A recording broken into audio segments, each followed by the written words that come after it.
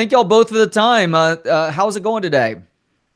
Yeah, great. Thanks so much for having us. Great. Yeah. It is my pleasure. Really enjoyed watching this film. Can't wait for it to get out to a larger audience. And I had no idea that the explosion of pickleball, while it didn't start here in Central Texas plays a focal point back in 2021 with regards to how the sport has gained in popularity. What exactly happened in Dripping Springs in 2021, and how did each of you come to be attached to this project? Yeah, I set out to make a documentary. I knew I wanted to do something in the pickleball space. It was just becoming popular, which is hard to conceptualize now since it's taken off. But I basically I started talking to Craig, who was writing a an article for Vanity Fair, one of the first articles to come out about pickleball. And Craig had some insights into the professional pickleball world and what was happening and what was maybe going to happen, had some predictions. And I thought that angle was really interesting. So that's kind of how we ended up, we first filmed in Dripping Springs in November of 21. Did each of your curiosity with the sport start with actually playing the sport? Yeah, I would say so. I think mine Yeah, did. yeah. Playing the sport and also becoming aware at that time of its purported participation numbers and how they were massive. They were in the millions even at that point in time, and how unusual it was that there didn't seem to be any brands in the space. Like I would order things online or Google, and I wasn't getting targeted ads in a way that we're accustomed to now. So it seemed to be defying a lot of trends in its growth, and that made me really curious as to why, and to really want to dive into it. And so again, as Ashley said, she was already working on a documentary when we met, and I said, I've looked under most of the rocks in this space just to try to satisfy my own curiosity. And there are three leagues and tours, all launching at the exact same time, and I don't know what's going to happen, but something weird is going to happen. There's just not enough room in the sandbox, and so one of the real pioneers of professional pickleball, Steve Coon, who's in our film, was Austin based, and he owned Dreamland, which is in Dripping Springs, and he was the real visionary behind Major League Pickleball. And I had met him as part of my Vanity Fair piece, and called him up, and I said, "Hey, can we film at the very first MLP event in November 21?" And he was, great, and very welcoming, and we were there at the first tournament, and then filmed for over 2 years, and it changed dramatically and went from what was like this kind of earnest, quixotic quest to make pro pickleball a thing, and like Mhm. could this happen, to this like unbelievable Shakespearean tragedy between the leagues and the founders and entrepreneurs behind them, all vying to be essentially the king of pro pickleball, whatever that might mean. And that was largely Texas based. Both of those guys Yeah. are Texas folks. Yeah, there are three major financial characters in this film that are trying to get professional pickleball going. You just mentioned Steve Coombe. Tom Dundon is another, and then also Connor Pardo. It's hard to know for sure, but it kind of felt like, in a lot of ways, Steve's intentions were the purest deep down. Would y'all agree with that assessment? And ultimately, what has led to him not being more successful as the owner of a pickleball league? I think that those two, I thought it was really interesting. I kind of love the differences between like a Steve Kuhn and a Tom Dundon, like just in general, like philosophies, like one being kind of an idealist, the other one being a pragmatist. And I think I thought Steve Kuhn was a great salesman, and he really, he just spoke about the sport like so passionately. And I think people really kind of fell in love with him and with the sport. Players really liked him. I think he kind of, that whole Dreamland complex, which I think is not even around anymore, but I think that, it kind of had like a family feel to it. Um, so So yeah, I don't know if you have anything to add to Yeah. that. I mean, I think the only distinction I would make is I don't think anyone's motives were necessarily impure, but I do think Steve's love for the sport sort of prevailed over everything, and his belief that the sport was doing these incredible things in the country and now in the world as it's gaining in popularity around the globe. And I think that meant something to Steve. I think he was genuinely moved and inspired by that. And sure, at the end of the day, he's a businessman, and you know, he has his own ego, and he wanted his entity to thrive. But I think his passion for the sport is what grew the professional sport to the level that it got to. But in a Greek tragedy yeah, sort of way, like in this Icarus kind of way, it's sort of that was also his downfall. And I think that's kind of what, I mean, not to give things away, but I thought that that was so interesting to watch that happen.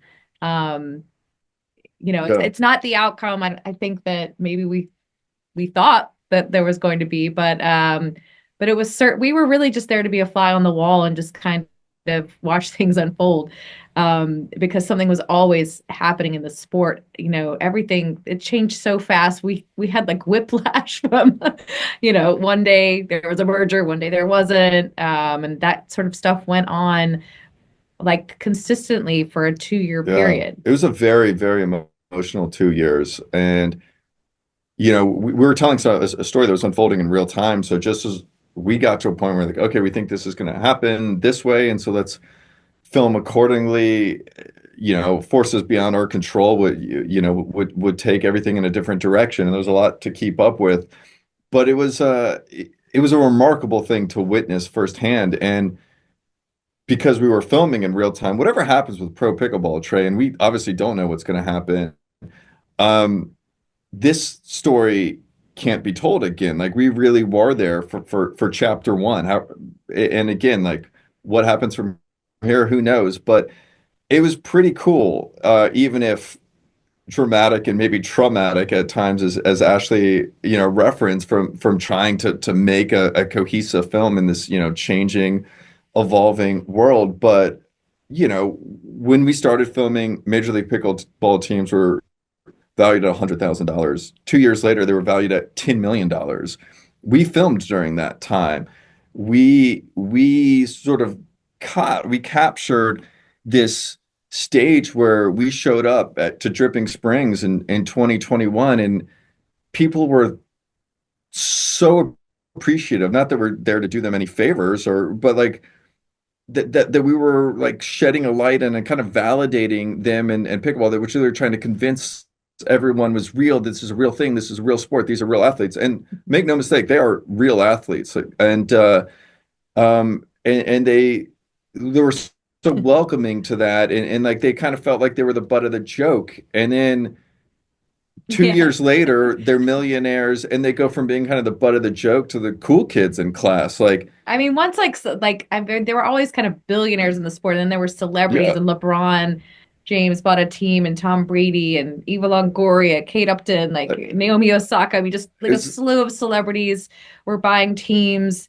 I think that was a real marker, kind of like a turning point in the sport where things started to yeah, change. People started to get agents. I mean, we were there, we witnessed agents enter the sport, and then it kind of really became once there yeah, was real money at play, and then you get agents involved, this folksy game, and these people yeah, who are so excited and accessible to us early on were suddenly kind of like, oh, you have to talk to my agent about that, which we found amusing.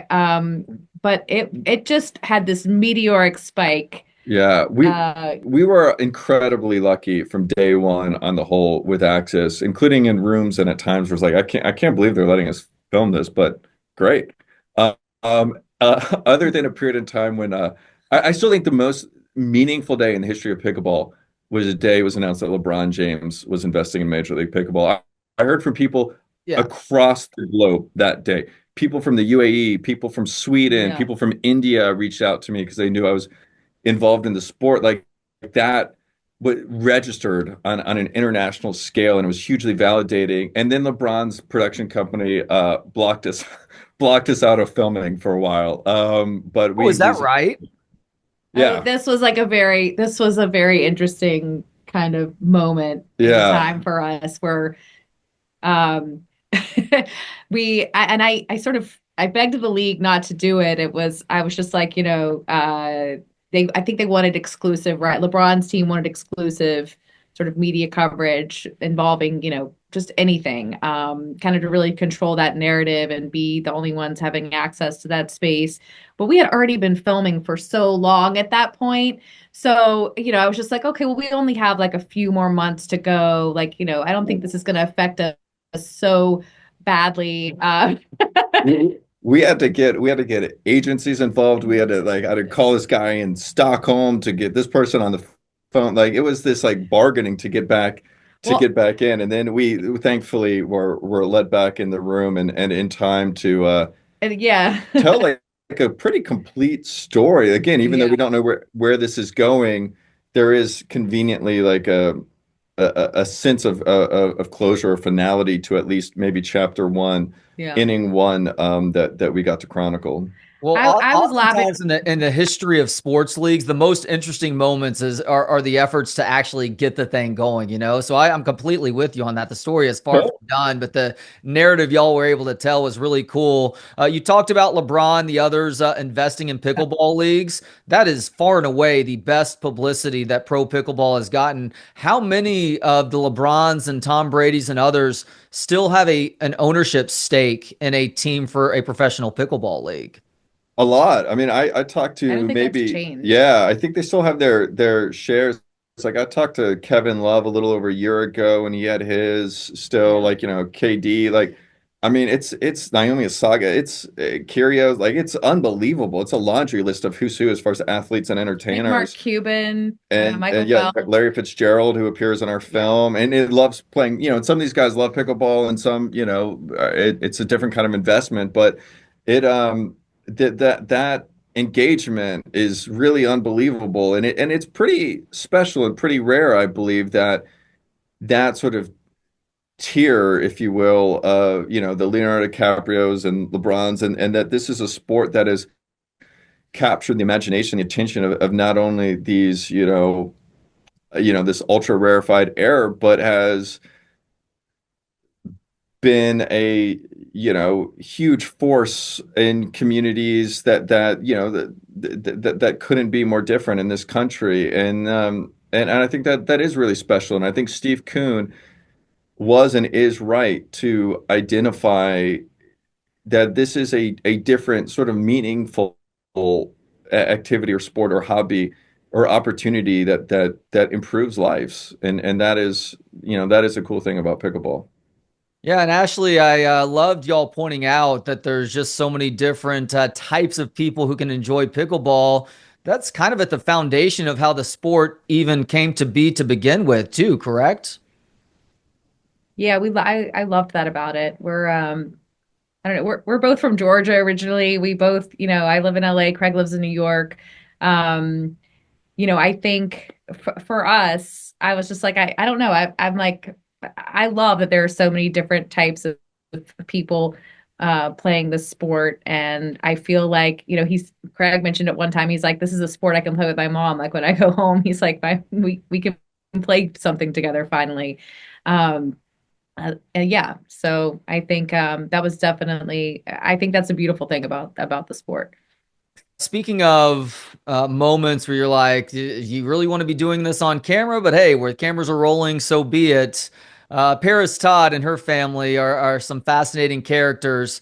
Did they actually ask you if it was okay for them to pray in front of the cameras? Is that something you encourage? How did that end up going down, Craig or Ashley? I were you there that day? I wasn't there, but I wasn't there. But I think that was just something as a family. We'd had a lot of conversations with them. Um, and I knew that they, um, just through conversations with the parents, I knew that they were like very religious family. So I wasn't there when that scene was filmed where they do the prayer on camera. But the Todds were just people that I really, really enjoyed dealing with. Like they were delightful to work with. I like their whole message to their daughter. I like that their message about entrepreneurship and their encouragement for her to at one point they were like they said, we want you to be the Billie Jean King of pickleball. We want you to stand up to these people, To to know your worth. negotiate and know your worth. Yeah.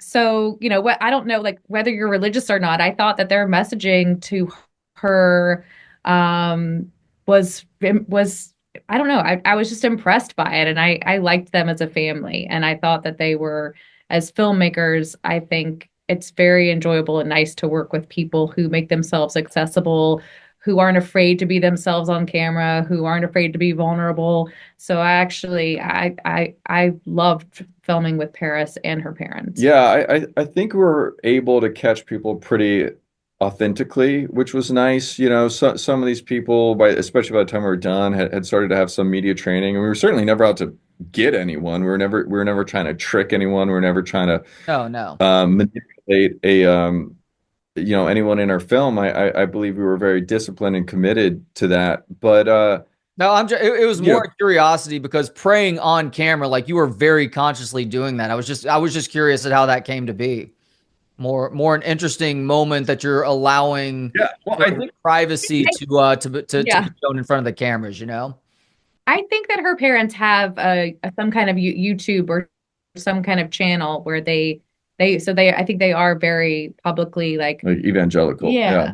Got and yeah, and so it's you know we wanted to capture these people for who they are and appreciate their nuance and complexity. And for them, that their faith is enormously important, and they're very outspoken about that. And we chose to show it in our film in a way that they volunteered it, as opposed to, you know, telling it, sort of imposing it in the film by way of maybe including their YouTube channel or something. And so like I thought that was a really kind of perfect organic way to share that side of the Todd family. Speaking of vulnerability and accessibility and authenticity, we did one of the funniest things we did was we were able to we went to a nudist colony in Florida that had a big pickleball community, and they surprisingly, I mean the irony of the fact that the leagues were sort of being so difficult there at the end, but we called up a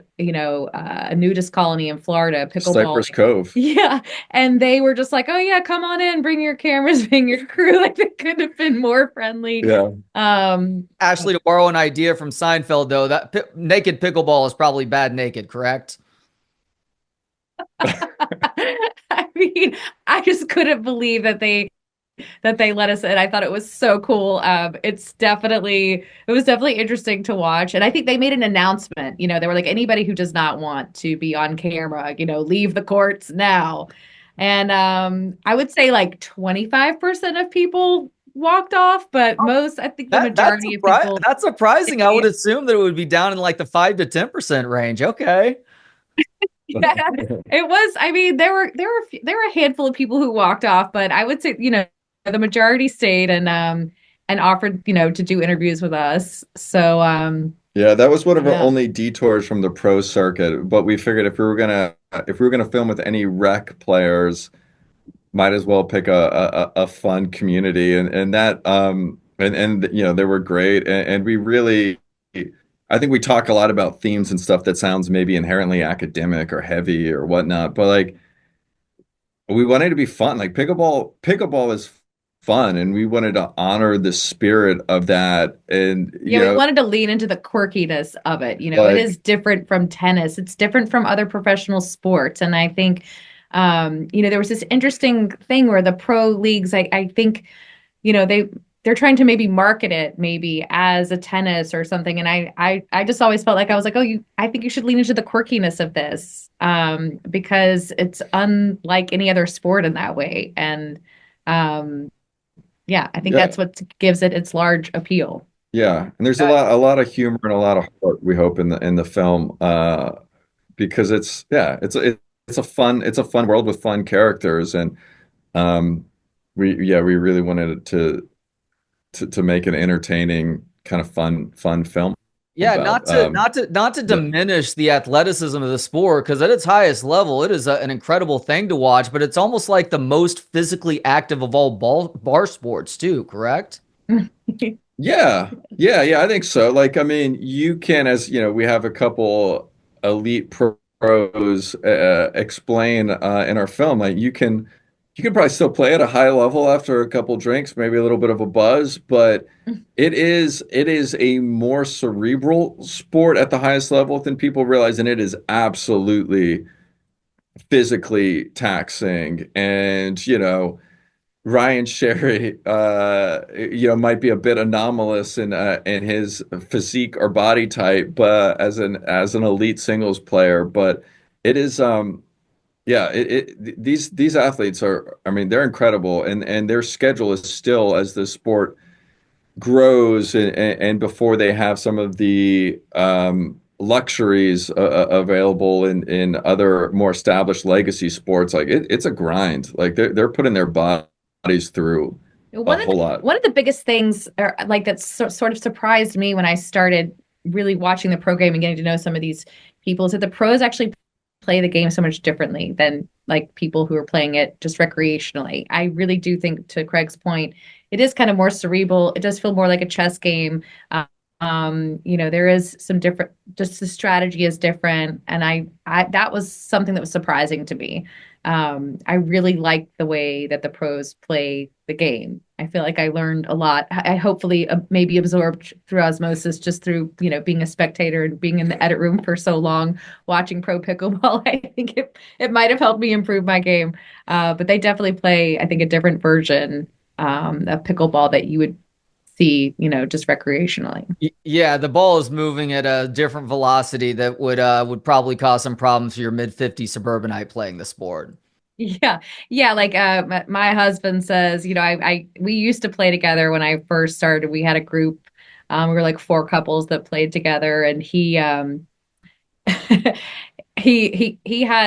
like a little bit of a knee injury, but he told me, he said, you know what? I'm gonna save my injuries for golf. You know, he's obsessed with golf, and he was like, I'm saving my injuries for that.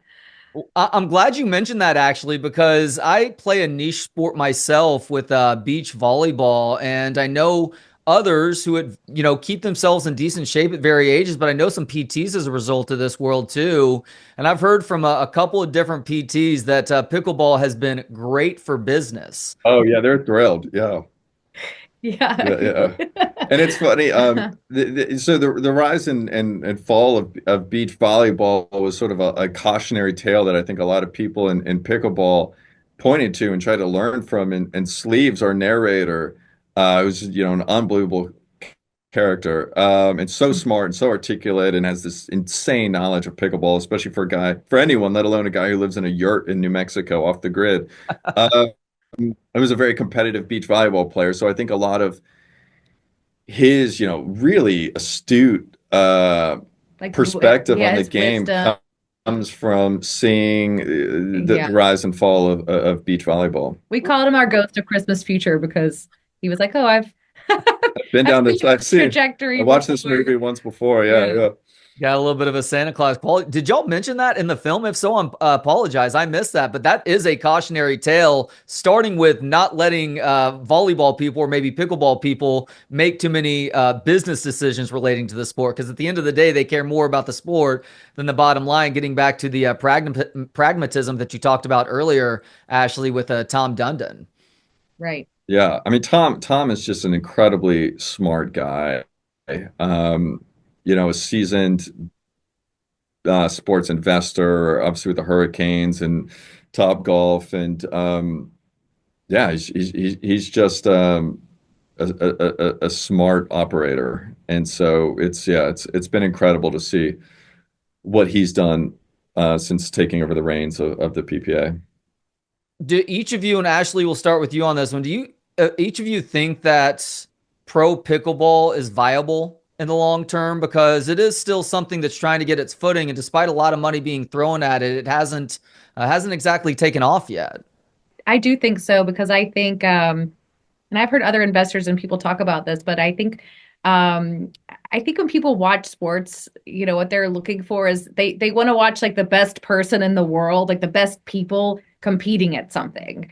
And I think professional pickleball has that. I think that, I think through things like our film and there's so many like I think they have ESPN deals, like there's a deal with CBS, I think there's Pickleball TV, um, the documentary and a host of other things. I think as people become aware of maybe who these pro players are and how great they are, that I think people will ultimately like to watch the best in the world compete at something. Yeah, I think pickleball will be in the Olympics, is my prediction. I don't know what year, but I think it'll make it in there. I think as long as people can lose money for a while, I think the sport will get there. It gets Yeah. decent TV coverage right now. I certainly don't know all the economics of it, but it's on at the. I go to the gym and it's on in the gym. It's on. It's getting there. It's certainly like it's obviously it's growing hugely internationally. That'll only help. The Olympics, if and when that happens, will help. And Ben Johns and Annalie Waters are so incredible, and they are so irrefutably the greatest men's and women's player in the world, and they're both, stars as a result in their own right. Yeah, it'll be interesting to see what happens when a player really transcends. We talk about that a little bit in the film. Maybe Doug Ellen touches on, sports need stars, and we see what happened in tennis, losing Serena and Federer and how bad that is. Obviously, golf numbers change pretty dramatically when Tiger's playing versus when he's not. And so, Ben and Annalie are just astounding. There's also incredible young new talent coming into Yeah, the sport every day. So totally. the landscape I think it's going to change quickly. And I Yeah. think that pace will also be exciting and get people more interested in watching the sport. Yeah, and something that actually is like totally bonkers about pickleball is, and you mentioned Paris, and Paris is a top women's player, and she's an incredible, and she asserted herself on the scene. This is totally insane about pickleball. Paris Todd became a tournament winning, legitimate, competitive, top tier pro less than a year after first touching a pickleball paddle. Like, we don't know who necessarily is going to be the best golfer or best tennis player 5 years from today, but they sure as hell are already playing golf and tennis. The best pickleball player on the planet in 3 years from today and 2 years from today might have never played yet. Like, that's bonkers. And so the promise and opportunity that unfolds, and also the vulnerability it creates in those the current pros, like it's wild, man. Like, there's nothing else like it. Best way to grow a sport quickly is to play up a rivalry. The NBA had Bird versus Magic back in the 1980s. The WNBA more recently, Caitlin Clark and Angel Reese is really doing help enhance that sport's popularity. If pickleball has such a thing right now, Ashley, what is it in terms of a rivalry? Well, that's interesting because I think like Ben and Annalie are kind of at the top there. I think it would almost be they have so many wins, but I don't know if there's like a same-sex rivalry that's really like if there was another person who could come in and like rival him or another female that could come and rival her, like I mean that's just, I'm just spitballing. That's just at the, what comes to mind. I think that could make it really interesting. I think that I read somewhere recently that there have been a few people now who I think have won against Ben, but I don't know if that's a consistent thing. So, but I do think you're right that point that if there could be somebody if there was a real rivalry there against either one of those two that would make it infinitely more watchable, more interesting, and would be really good for the pro sport. Well, and I think the looming threat of tennis players transitioning. I mean, you see, we feature a lot of this in the film, and I think in like some kind of interesting, compelling way, if I say so myself. But Jack Sock was a top 10 men's tennis player in the world, multiple Grand Slam winner on the doubles side, a phenomenal athlete, and comes in and makes waves pretty quickly. Sam Querrey has entered the space. Like, what is going to happen? Like, if Serena picks up a pickleball paddle, like, what's going to happen if Federer picks up one in his retirement? And yeah, we had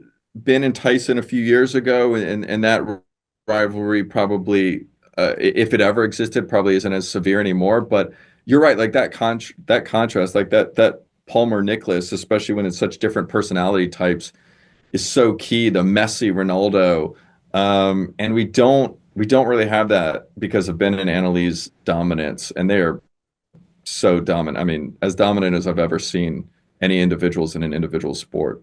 Is there a way that the pros or the pro league should consider changing the sports to help make the sport more enjoyable to watch on television? I've got an idea. I don't know if we should be having them hitting all the way around the nets and back in. There should be some sort of antenna going up or something to ensure that you're not able to go just beyond either side of that netting. I think people should watch our documentary and get to know who some of these players are and their personal stories. I think when you're trying to build something, leaning into those personalities and who these people are, I think that's a nice way to lean into, not to like totally self-promote, but I just think that's a nice way to get to um, know a little bit, be more invested in these pro players and what's at stake for them, who their families are, what their training schedules look like a little more behind the scenes, as to, so that we care. And then when you care about that, I think that that's just a, kind of an inroad or the catalyst to caring more about the game itself. So does that mean you're okay It's a with the very ball going on either side of the net, Ashley? Is that I what I'm love it. hearing right there? I love it around the post. I like nothing thrills me that's my more. Like that's my favorite shot in yeah, pickleball. I would like. Sorry to disappoint you. I come from the volleyball world. Unfortunately, we have to play with those cockamamie antennae. uh, I do wish there would be like to use like a throwback like 90s reference. I wish there would be some like rock and jock crazy. Like I do wish there'd be like some sort of innovate. Like I just want it to be fun. Like pickleball should be fun. It's fun. And the only thing that like bums me out when I watch or think about the pro sport is when I feel like it's taking itself, and I mean it should take itself seriously. It's a business, it's a livelihood. And that's something that's like was incredible, I think to witness firsthand and hopefully capture a little bit in our film is all this money poured in, and it sort of again it helped usher a this once again this like earnest, quixotic, kind of wholesome, like endearing effort or quest to make this pro sport viable into this kind of like Shakespearean tragedy of ego and revenge and ambition and all these things. But at the same time, like, look, there are a lot of like capitalism is bad, like your money is ruining this really kind of folksy, wholesome activity or hobby. And sure, you can make that argument. That's a part of it. But also, Tyson McGuffin has 4 kids and he can provide for his family now. Being a professional pickleball player, that's amazing. That's incredible. That was inconceivable. It was incomprehensible 5 years ago. He says it in our film. And so it's complicated when money pours into something. And it feels very American, this film. Like this feels like a I don't know, some sort of like Manifest Destiny, Gold Rush at 1849, modern day tale. And the only thing that kind of bums me out when I dip back into it now after making this film is when I feel like the fun is gone Mm. because I want it to be fun and entertaining. Like it's pickleball. Let's have fun. And that's a tricky thing, I guess, to balance in like a legitimate pro sport, which I believe it is now. Yeah, and thinking about it at the local level, I can't speak for LA or New York, obviously, but here in Austin, which is a pretty physically active community, pickleball is still popular among the amateurs. I mean, I live next to one set of pickleball courts which were built from scratch, and am around others, and those things are as popular as ever. And so, as long as people are going to those facilities to continue to play, there's always a chance. And by the way, it's not free to go rent a pickleball court for an hour or two. That costs money. There's things that are costing in there as well. So I don't. I would hope that people don't see this fight that's happening right now and look at it as a negative or something that is spoiling the sport. It's trying to help continue enhance the sport in its own way to allow you to watch that top flight competition, Ashley. Yeah, the star of the sport of pickleball is the sport of pickleball. Right. We always And said that. We were like, the celebrity in the film is the sport of yeah, pickleball. like you go, I went to a Brooklyn Nets game a couple weeks ago, and the Warriors were in town. And I've never experienced anything like this in my life. I thought I was in San Francisco. Like the crowd was so pro Steph, and in turn so pro Warriors. It was crazy because Steph is bigger than the game. Steph is bigger than the Warriors or the Nets. And I'm in Brooklyn, and because that's what being a star means and is. And we don't have that yet in pickleball, but the sport is so beloved. It means so much to so many people, tens and tens of millions of people across the country.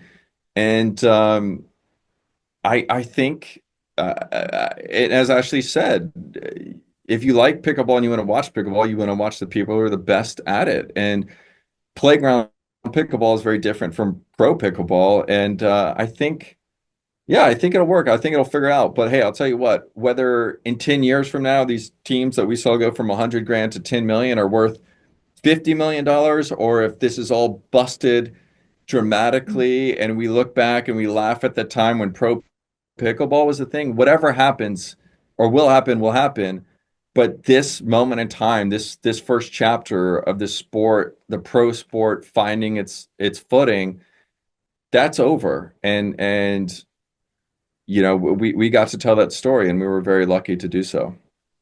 Yeah, it's a heck of a story for sure. And I think ultimately what will matter the most is whether they find that next big TV deal. I mean, that is what is propping up professional sports right now. And as much as it may have popularity in terms of audience tuning in, to a lesser degree, those attending in person, whoever is able to figure out that business model will need that ESPN, Fox, whoever else might be in that game at that time, one of the streamers perhaps. So that'll be a really fascinating side of this story to continue monitoring going forward as well. Yeah, so Trey, you asked us. Now we're going to ask you, do you think pro pickleball will work? No. Why not? Because I'm a jaded beach volleyball guy, Craig. And I watch the AVP continue to find ways to, what's that? I said the been there, done that. Yeah, and look, attitude. Beach volleyball is getting popular at the college level now. There are women's teams playing collegiately.